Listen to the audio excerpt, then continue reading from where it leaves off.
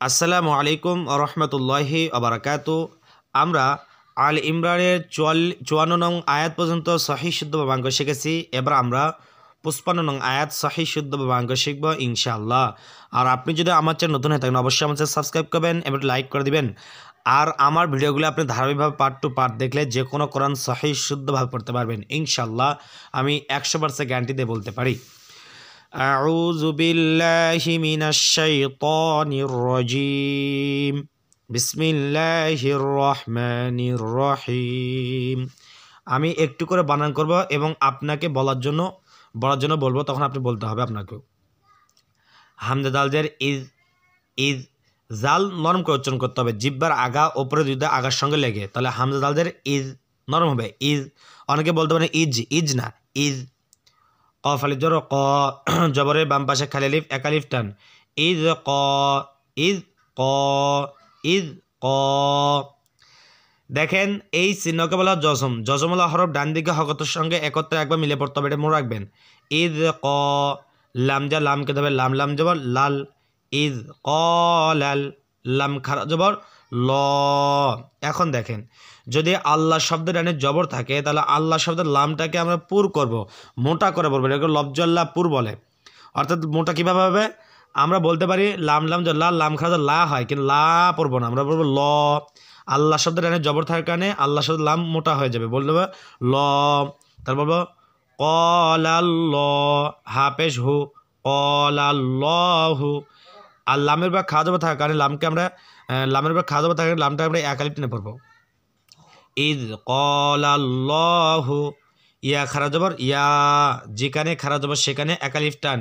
আইন ইয়াজের ই, জেরের বাম পাশে জজমালা ইয়া এক আলিফ টান। তাহলে বলবো ইয়া ই, ইয়া ই। জেরের বাম পাশ জজমালা ইয়া থাকলে সেখানে এক আলিফ টেনে পড়তে হবে, এটা মনে রাখবেন। এক আলিফ টান বলতে যখন দুইটা হরফকে আমরা একত্রিত উচ্চারণ করি, একত্রে উচ্চারণ করার সময় যতটুকু সময় লাগে অতটুকু সময় ধরে টানতে হবে। যেমন আমি দুইটা হরফ উচ্চারণ করতে আইন আইন, দুইটা হরফ উচ্চারণ করতে কতটুকু সময় লাগছে অতটুকু সময় টানতে হবে, বলতে হবে ইয়া ই, ইয়া ই। সিন খারা যাবো সিন, ইয়া খারা যাবর সা, মাদ্দে মুনফাসিল তিন আলিফ টান। তিন আলিফ টান কেন? দেখেন যদি কোনো হরফের চিকন চিহ্ন বামে লম্বা হামজা থাকে তাহলে সেখানে আমরা তিন আলিফ টেনে পড়বো, এটা করলে মাদ্দে মুনফাসিল। তাহলে বলবো ইয়া ঈসা, ইয়া ঈসা। আমার সাথে বলেন ইজ ক্বালাল্লাহু ইয়া ঈসা। এরপরে হামজা নুন জের ইন। দেখেন যদি নুনের উপরে তাসির থাকে, কি বললাম? নুনের উপরে তাসির, তাহলে নুনটাকে গুণা করে পড়তে হয়। এভাবে বলতে পারেন নুনের তাসির গুণা করা ওয়াজিব, এটা মনে রাখবেন। তাহলে বলবো ইন, নুন যা ইয়াকে দেবে নুন ইয়াজের নি। দেখেন নুনের নিচে যে রয়েছে, আমার জানি তার সাথে দুইবার উচ্চারণ করতে হয়, যেহেতু একবার ডান দিকে হওয়ার সঙ্গে উচ্চারণ হয়েছে, আবার নুনের নিচে যে রয়েছে তা আবার নুনটা আবার ইয়ার সাথে উচ্চারণ হবে, এটা হলো ইয়া। ইয়া তিন সুরতে আসে, এভাবে ইয়া আসে, এভাবেও আসে, আবার ইয়া এভাবেও আসে। তাহলে নুন ইয়াজের নি। জেরের বাম পাশে জজমালা ইয়া থাকলে, কি বললাম? জেরের বাম পাশে জজমালা ইয়া থাকলে সেখানে এক আলিফ টেনে পড়তে হয়। তাহলে বলবো ইন্নি। আর কালার জন্য যদি নুনের উপরে কমলা কালার অঙ্ক থাকে, নুন তার সাথে নুনের যদি কমলা কালার অঙ্ক থাকে তাহলে সেখানে অবশ্যই গুণা করে পড়তে হবে। বলবো ইন্নি, মিম পেশ মু, তা জবর তা, মুতা মুতা, ওয়াউজা ফা কাদের ওয়াও ফাজর ওয়াফ। ফারবে তার সাথে দুইবার উচ্চারণ হবে মোতা ওয়াফ, মোতা ওয়াফ। ফাজা ইয়া কাদের ফা ইয়াজের ফি। জেরের বাম পাশে জজমালা ইয়া থাকলে এক আলিফ টেনে পড়তে হবে। মোতা ওয়াফ ফি, মোতা ওয়াফ ফি। কাফ জবর কা, মোতা ওয়াফ ফি কা, মোতা ওয়াফ ফি কা। আমার সাথে বললাম ইন্নি মোতা ওয়াফ ফি কা। এরপরে ওয়াজ ওয়া, রলিজর র, জবরের বাম পাশে খালি লিফ এক আলিফ টান। ও র, ফাজের ফি, আইন পেশ উ, ও র ফি উ, ও র ফি উ। কাফ জবর কা, ও র ফি উ কা, ও র ফি উ কা। কি বললাম? ও র ফি উ কা। জবরের বাম পাশে খালি থাকলে এক আলিফ টেনে পড়তে হবে। এরপরে হামজাজের ই, লামজা ইয়াকে দেবে ইয়া, ইয়ার বে তাসিদ, তাহলে ইয়া দুইবার উচ্চারণ হবে। লাম ইয়া জবর লাই, ইয়া জবর ইয়া, ইলাইয়া, কি বললাম? ইলাইয়া, ইলাইয়া। ওয়ারাফিউকা, ইলাইয়া, বলেন ওয়ারাফিউকা, ইলাইয়া। এরপরে মিম পেশ মু, ওজর ওয়া, মিম পেশ মু, ওয়া মু, তজা হাকে দেবে, ত হা যাব তহ, হারবে তার সাথে দুই বচন হবে, হাজের হি, মুতাহ হি, ওয়া মুতাহ হি, র পেশ রু, কাপ জবর কা, ওয়া মুতাহ হিরু কা, ওয়া মুতাহ হিরু কা, হিরু কা, ওয়া মুতাহ হিরু কা। মিম জের মি, নুন যা লাম কে দেবে, নুন লাম জবর নাল, মিনাল, লাম জবর লা, মিনাল্লা, মিনাল্লা। জাল যা ইয়া কে দেবে, জালিয়াদের জি, জেরের বাম পাশে জসমলাইয়া একালিফ টান, মিনাল্লাজি, মিনাল্লাজি। জেরের বাম পাশে জসমলা ইয়া থাকলে সেখানে একালিফ টেনে পড়তে হবে, মিনাল্লাজি, নুন জবর না, মিনাল্লাজিনা। আমার সাথে বলেন, বলেন ওয়া মুতাহ হিরুকা, মিনাল্লাযিনা। এরপরে কাফ জর কা, ফা জর ফা, কাফা, রজা ওয়াও কে র ওয়াও পেশ রু, পেশের বাম পাশে জসমলা ওয়াও একালিফ টান, কাফারু, কাফারু। ওয়াও জর ওয়া, জিম আলিফ জবর যা, জবরের বাম পাশে খালি আলিফ একালিফ টান, ওয়াজা, ওয়াজা। আইন জের ই, ওয়াজাই, লাম যা লাম কে দেবে, লাম লাম পেশ লুল, ওয়াজাইলুল, ওয়াজাইলুল। লাম জবর লা, ওয়াজাইলুল্লা, ওয়াজাইলুল্লা। জাল যা ইয়া কে দেবে, জালিয়াদের জি, জেরের বাম পাশে জসমলা ইয়া একালিফ টান, তাহলে বলবো ওয়াজাইলুল্লাজি, ওয়াজাইলুল্লাজি। নুন যাবার তাকে দেবে, তার উপরে তার সাথে রয়েছে নুন, তা যাবার নাত, তা যাবার তা, নাত্তা, নাত্তা। বা যাবার বা, নাত্তা বা, নাত্তা বা। আইন যা ওয়াওকে দেবে, আইন পেশ রু, পেশের বাম পাশে জসমলা ওয়াও একালিফ টান, তাহলে আমরা বলবো নাত্তা বা রু, কাপ জবর কা, নাত্তা বা রু কা, নাত্তা বা রু কা। তাহলে আমার সাথে বলেন, বলেন ওয়াজাইলুল লাযিনাত তাবাউকা।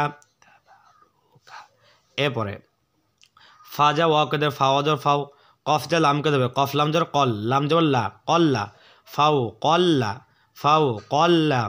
জাল যা ইয়া কে দেবে, জালিয়াদের জি, জি নরম করে উচ্চারণ করতে হবে, জেরের বাম পাশ জসমলা ইয়া একালিফ টান, তাহলে বলবো লাজি, নুন জবর না, ফাও কল্লাযিনা, ফাও কল্লাযিনা। কাফ জর কা, ফা জর ফা, কাফা, রজা ওয়াও কে দেবে, র পেশ রু, মাদ্দে মুনফাসিল, তিন আলিফ টান। দেখেন ওপরে চিকন চিহ্ন, যদি কোনো হরফের চিকন চিহ্ন বামে লম্বা হামজা থাকে তাহলে সেখানে তিন আলিফ টেনে পড়তে হবে, বলতে হবে কাফারু, ফাওকাল্লাযিনা কাফারু, ফাওকাল্লাযিনা কাফারু।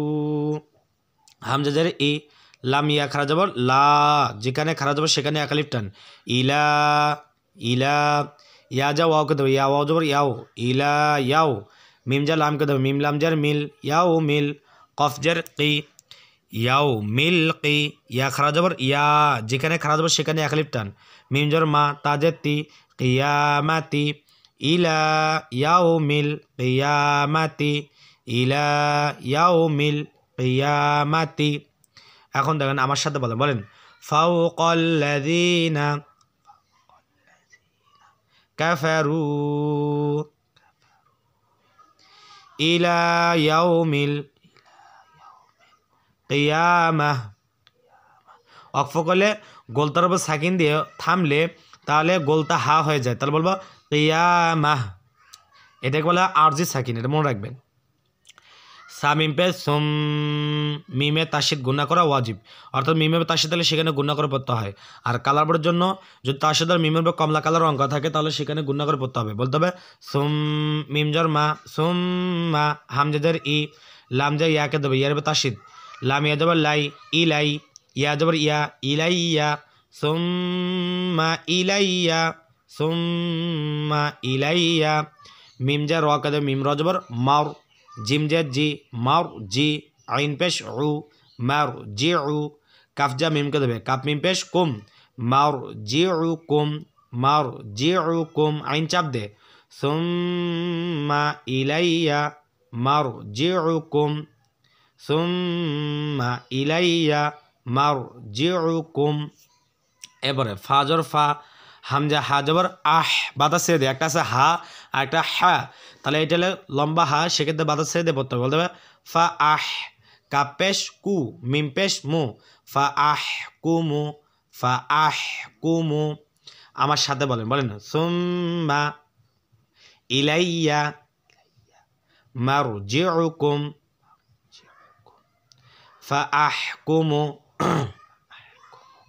এরপরে বাই আজর বাই, নুন জবর না, বাই না, কাফ যা মিমকে দেবে, কাপ মিম পেশ কুম, বাই না কুম, বাই না কুম, বাই না কুম। ফাজা ইয়া কাদের ফাইয়াজের ফি, দেখেন জেরের বাম পাশে জজমলে ইয়া থাকলে সেখানে একাল টেনে পড়তে হয়, এটা মনে রাখবেন। ফি মিমালি জর মা, জবরের বাম পাশে খালি লিফ একালিফ টান, এটাও মনে রাখবেন। ফি মা বাইনা কুম, ফি মা বাইনা কুম, ফি মা। কাপ নুন পেশ কুং ইকফা, কেন ইকফা দেখেন নুন সাকিনের বা তা রয়েছে, যদি নুন সাকিনের বা তা থাকে তো নুন সাকিনটাকে অনেক সাথে গুণা করে পড়তে হয়, বলতে হবে কুং। তাটা হলো ইকফার হরফ, ইকফার 15টি, তার মধ্যে তাও রয়েছে। আর ইকফার সম্পর্কে জানতে স্যার ডিসক্রিপশন ভিডিও দেওয়া আছে, সেখানে দেখে নেবেন।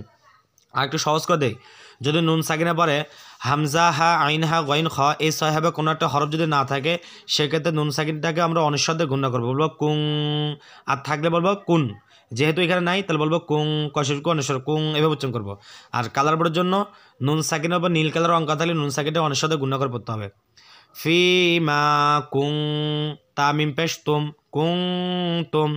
ফাজা ইয়াকে ধরবে ফায়াজের ফি, জেরের বাম্পার জজমলা ইয়া একালিফ টান, হাজের হি, ফি হি কুং তুম ফি হি। তাজা খাকে দেবে তা, খাওয়া যাবে তাখ, তা যাব তা, তাখ তা, লাম জেল্লি তাখ তালি। ফাজা ওয়াওকে দেবে ফা ওয়া পেশ ফু, পেশের বাম পাশে জজমলা ওয়াও একালিফ টান, মাদে তবা মনে রাখবেন। তাখ তালি ফু, নুন জবান না, তাখ তালি ফু না, তাখ তালি ফু না। এখন দেখেন যদি আমরা এখানে ওয়াকফ করি তার নুনবে সাকিন দেব, অর্থাৎ থামি, ওয়াকফ মানে থামা। যদি নুনবে সাকিন দিয়ে ওয়াকফ করি থামি, তাহলে ফুটাকে 3 লাইন টেনে পড়তে হবে, এটা করলে মাদ্দে আরজি। তাহলে বলবো তাখ তালি ফুন কুনতুম ফিহি তাখ তালি ফুন। তাহলে আমার সাথে একবার বলেন, বাইনাকুম ফিমা